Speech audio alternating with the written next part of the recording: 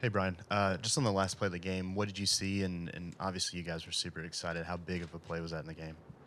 It was a big, huge stop. They had trips.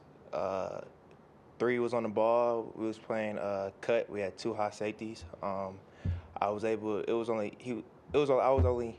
He was only run two routes in my head. It was either a corner or a middle read. And if he would have run a corner, then I would have gave it to my safety. But he ran a middle read, and I was able to play underneath. Front row, middle, Nick. Yeah, turnovers. You guys got one in the game, but have not been at the same rate as past years. I mean, what would you attribute to that? And what do you guys need to do to make sure that maybe number rises a little bit in the last few games? Um, just keep trying to get takeaways in practice. Keep on taking shots at the ball the best we can, and hopefully it's gonna come in these last few games. I think it will, but as one comes, a lot is gonna come after that. So just keep on working on it. Follow from Charlie.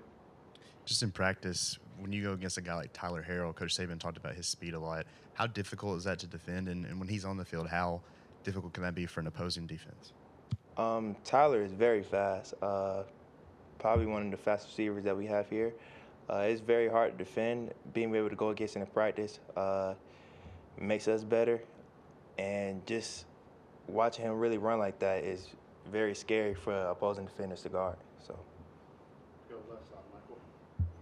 You saw the video of Emil taking the wipeout block. I think it was a defensive back. Does that ever happen to you? What's that moment like when you see a pulling guard like that coming right at you? Emil has tried to do that to me in practice, but it doesn't go like that. But seeing that, I've seen it happen before, and Emil's a strong offensive lineman, and that would be scary for any defensive player to see an offensive lineman pull, especially a DB. So How do you avoid that if you have to get that guy?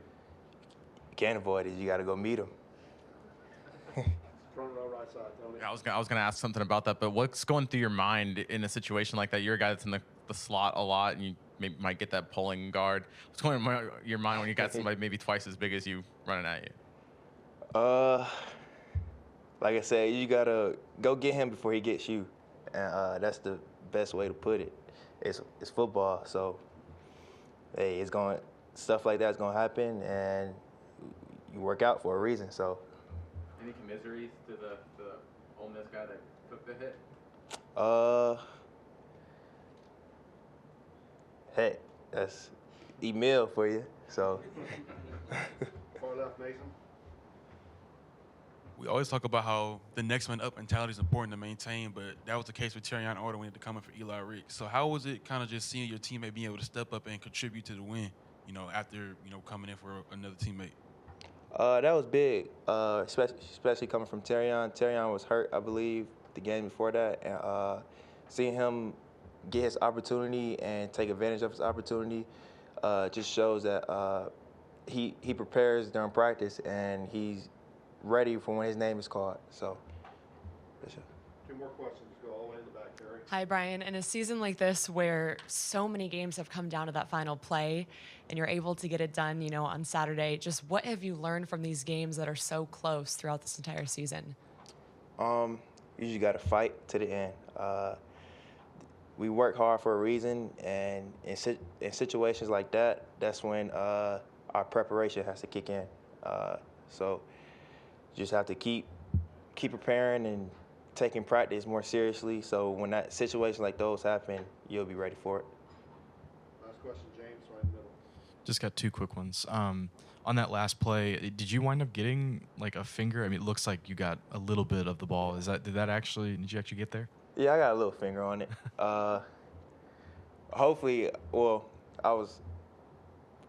have been a better thrown ball. Probably kind of got more fingers on it, but I'm just glad he didn't catch it. So. And when you're in that kind of trailing and you're in man, you're kind of trailing there. Are you still watching? Like, are you still looking back at the quarterback? It's such a quick play. Are you still looking at the quarterback? Or are you just trying to look at receiver hands? Like, how are you trying to manage that? I was able to look back at the quarterback because I was in phase. But usually if I'm not in phase, I can't look back at the quarterback. Just have to play the man through his hands. So. All right. Thanks, Brian. Thank y'all.